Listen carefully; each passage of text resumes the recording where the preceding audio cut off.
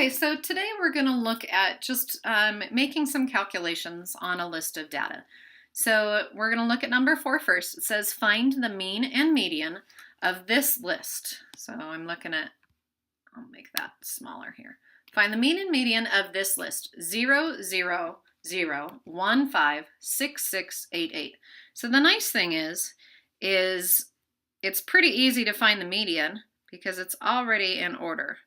So we have here, I'm going to write it down, 0, 0, 0, 1, 5, 6, 6, 8, 8. So notice here that we have 9 pieces of data. So to find the median, we find our middle number. So I've seen a lot of students do this kind of thing where you cross off 1 on each end until you get to the middle. So our median is 5. Okay, our mean,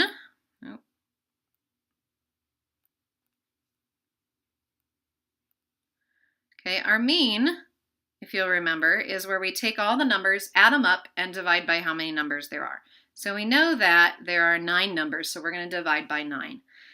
And I'm just going to add these in my head here. 0, 0, 0, that's 0, plus 1, plus 5 is 6, plus 6 is 12, plus another 6 is 18. So I'm at 18 here. 8 and 8 is 16. 18 plus 16 is 34. So our mean is 34 divided by 9. So if I pull up my calculator here,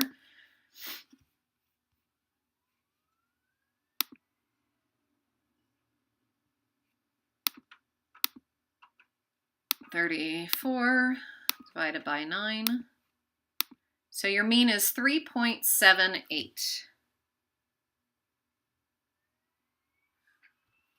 Okay, so thinking about what does that tell us about the data, that tells us that our data is skewed to the left. It's skewed to the lower end. If our mean is less than our median, that tells us our data is skewed to the lower end. Okay, so let me clear this page here and go back. All right, so number 5 says, for the data in question 4, find Q1, Q3, the IQR, and the standard deviation. So at this point, I'm actually going to use my calculator because I know that it's going to be accurate there, especially with the standard deviation. I don't like to find standard deviation by hand. That takes a lot of work. So I go into Stat and Edit, and I need to clear my list, so I'm going to go up to L1 and hit Clear, not Delete. You want to hit Clear and arrow down. If you hit delete, it'll actually delete all of L1, which then can be kind of a pain to recover. So I'm going to enter in my data.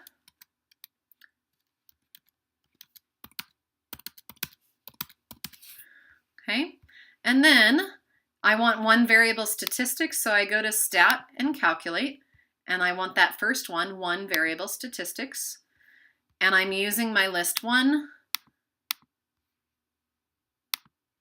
And I'm just going to calculate. So now you'll see, oh, we did calculate the mean correctly, so that's good. Your standard deviation is 3.49. You want to use your sample standard deviation unless you know it's a standard deviation of the whole population.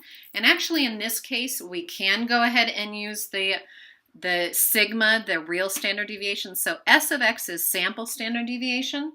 You would use that if you knew you were working with a sample from a population.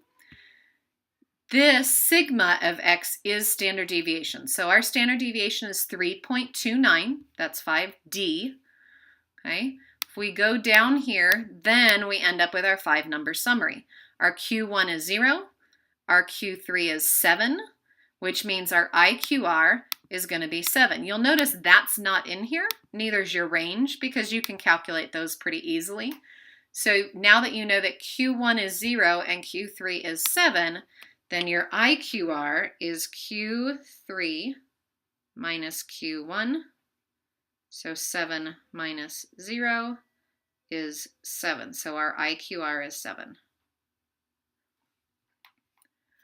Okay, then our last question here, looking at number 6, says provide an example of 2 sets of data, each with 5 data points, for which the mean is the same, but the standard deviation of the first set is twice the standard deviation of the second set. So thinking about that question, if your mean is the same, but your standard deviation is different, really what you're going to end up having is thinking about a normal distribution here. You have one that looks like this, and then you have one that's quite a bit more spread out. So the mean being the same means that when you average these, they're the same. So if I think about averaging, and I want to get the same average, then really, like, if for both sets, my middle point can be 5. And then we want to make sure that we go away from that middle point the same amount. So like if the black set of data, 5, 6, 7, 5, 4, 3. So in this case, my mean is going to be 5, and my standard deviation, so my sigma, is going to end up being 1, I believe, okay, because each one goes away 1. We could go ahead and calculate this, but I'm just going to, at this point, estimate. And then thinking about if we want to double that, we want to double how quickly this goes away from the mean. So 5, 7, 9, and then 5, 3, 1.